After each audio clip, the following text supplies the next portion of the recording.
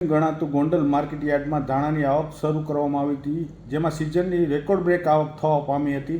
1,25,000 બોરીની આવક થવા પામી હતી, જેના ભાવ 1100થી લઈ અને 1800 સુધી બોલાતા હતા।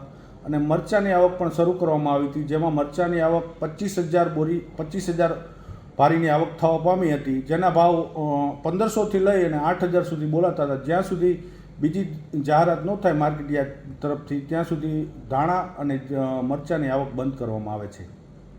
સૌરાષ્ટ્રનું અગ્રીમ ગણાતું ગોંડલ માર્કેટ યાર્ડમાં ધાણાની આવક શરૂ કરવામાં આવી હતી, જેમાં ધાણાની રેકોર્ડ બ્રેક આવક થઈ હતી, જેમાં ધાણાની 1,25,000 બોરી જેવી આવક થવા પામી હતી અને ધાણાના ભાવ 1100થી લઈ અને 2400 સુધી બોલાતા હતા।